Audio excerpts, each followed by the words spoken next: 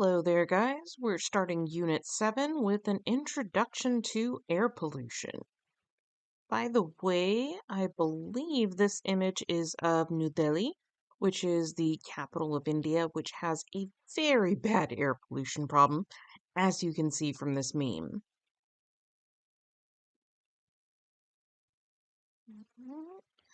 So, before we get into more discussion about air pollution, let's talk about two different categories of pollutants. Primary pollutants come directly from a specific source. An example is CO2. And secondary pollutants form when primary pollutants undergo chemical reactions, usually in the atmosphere. And so, one example of that is something like ozone or acid rain. That's going to be an important difference to keep in mind because as we talk about the various pollutants, you're going to need to know how they form, whether they're a primary or a secondary pollutant. If it's a primary pollutant, you'll need to know some of the secondary pollutants that form from it. So let's look at where air pollution comes from.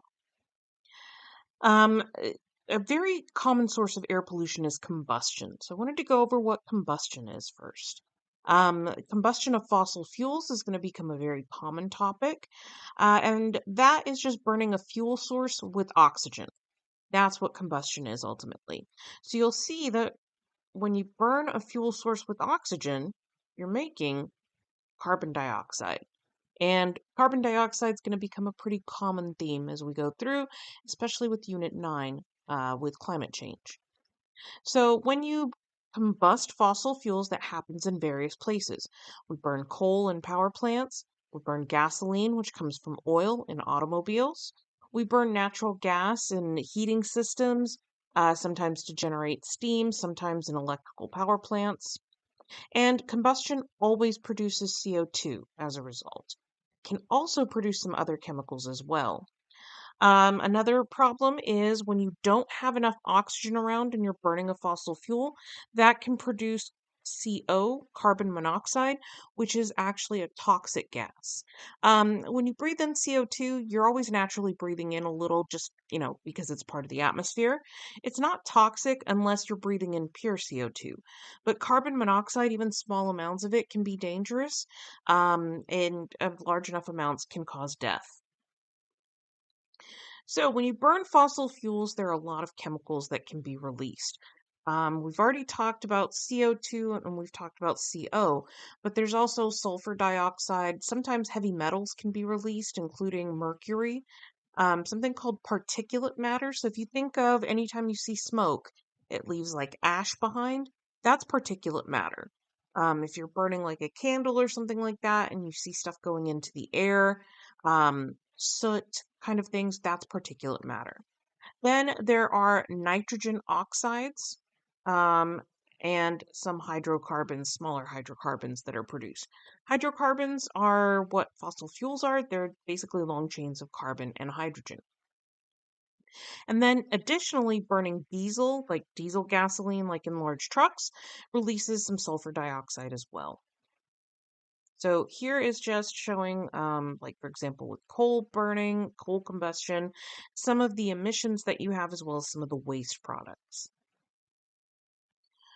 Some of the major secondary pollutants that are formed from combusting fossil fuel are ozone, photochemical smog, and acid rain. And our next lesson is going to be talking about photochemical smog as well as the formation of ozone, and we'll have a future lesson on acid rain. So on this slide and the next slide, I have a number of different pollutants and various details about them. Where they're found, notice that some of these are going to be natural sources, which means they occur even without humans, and others are going to be anthropogenic. Anthropogenic is a term that you really need to know the meaning of. Literally means human caused. So anthropogenic means caused by humans. It's something we do that would not exist if humans weren't here. So ozone in the lower atmosphere, hopefully you remember that ozone is natural in the stratosphere and necessary. That's where we have the ozone layer that is necessary for life on Earth. It's natural in the stratosphere, but it is a pollutant when you find it in the troposphere. And the troposphere is the layer of the atmosphere that we are in. All humans live in the troposphere. We couldn't survive in the stratosphere. There's not enough oxygen up there. And so when ozone is in an area where we can physically interact with it, it's a pollutant. And you can see that it causes all these different health effects and environmental effects. Sulfur dioxide is not really going to come from natural sources.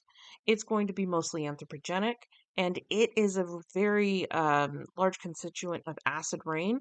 Another thing, this is nitric acid up here, and it is also a component of acid rain. So there you see one of the effects is it leads to acid deposition, which is a general term for acid rain, as well as eutrophication and harming plants.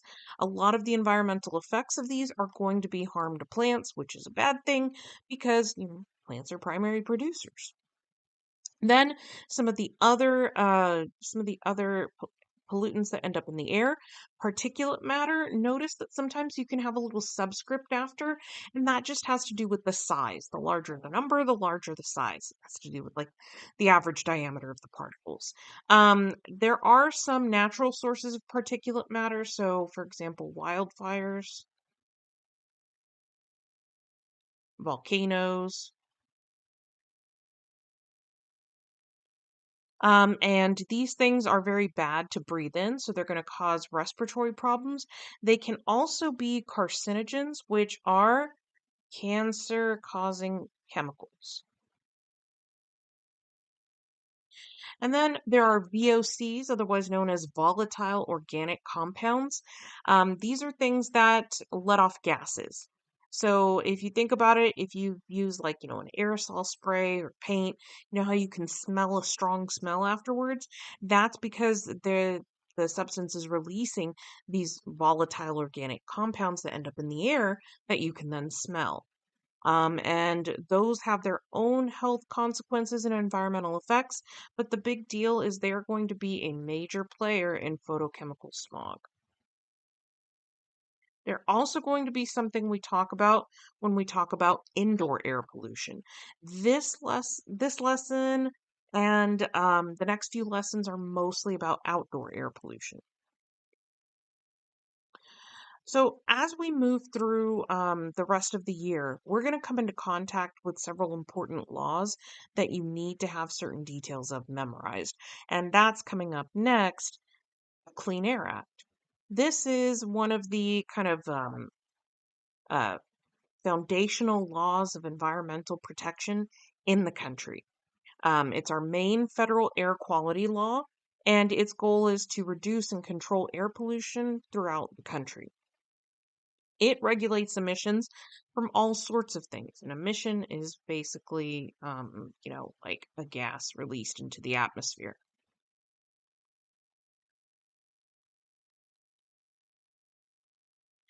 So, emissions from vehicle fuels, any sort of car, motorcycle, anything that burns a fuel source, from industrial facilities. Some are made as, products of burning things, but there are also chemicals that are released just from the processes we use to make various compounds or make various things like, furniture releases actually some emissions as well, which we'll talk about with indoor air pollution.